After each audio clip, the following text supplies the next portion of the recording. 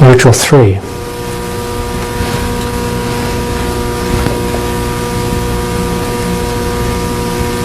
Now, with that color, I'm going to go up and just splash quite a bit of that on in the central third of the face.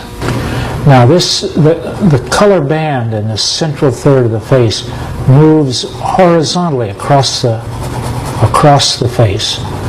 And I'm just brushing that color in sort of willy-nilly without regard for boundaries or specific forms. I want to get the feeling of that a warm, grayish, pinkish tone. I'm going to take a little bit of that down into the upper lip and a touch of it down onto the chin. I want to transition there and a transition into the transition halftone I placed a little bit earlier. And then I'm going to continue up the bridge of the nose with that color.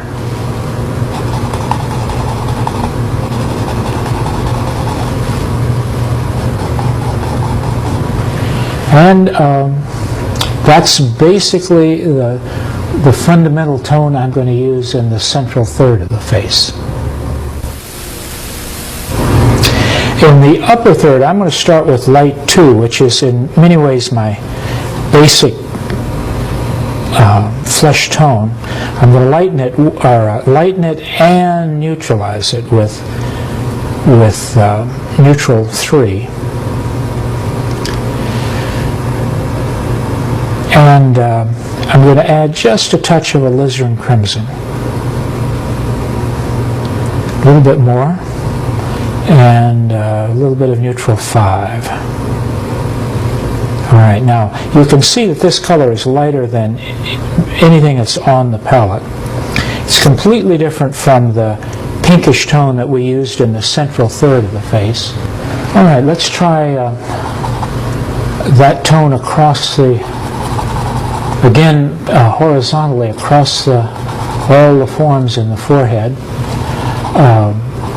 As it goes on, it seems to me that it's too much like the tone down below. I'm going to add just a little bit of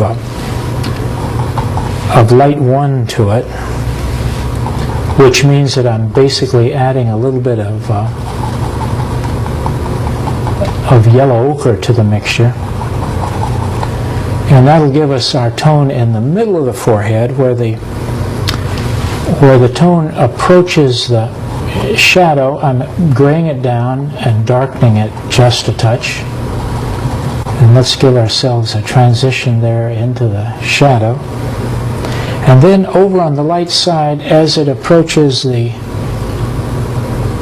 contour of the face, make it slightly darker and slightly grayer.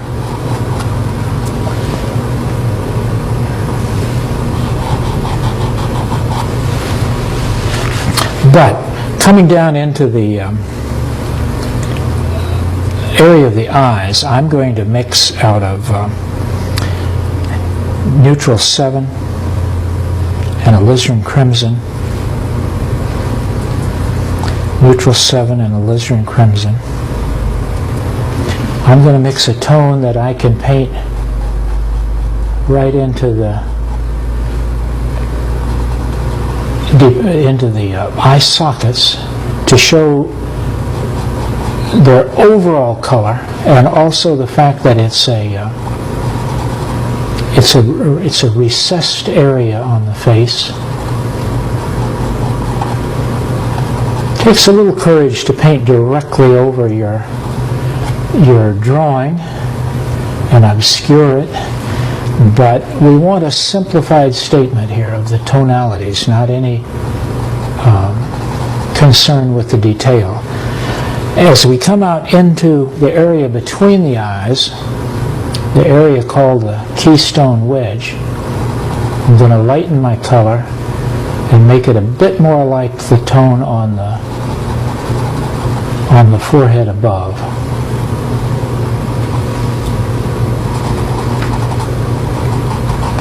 And we'll just soften up the transition in those tones. I need to mix a tone for the throat. It's a very grayish tone, and it recedes down out of the light almost into a shadow category. But I'm using mostly neutral 7 and mixing that into some of my flesh tones. All right, let's try that mixture. This is a receding plane, meaning that it recedes down away from the light. So I'll make the strokes in that direction also. We'll soften we'll soften the edge of the cast shadow. I'll bring this color all the way down to the base of the neck. And then I'm going to clean off the brush and take a more conventional color, light struck color, mostly light 1, and complete the color in the opening of the collar. We'll soften the transition there.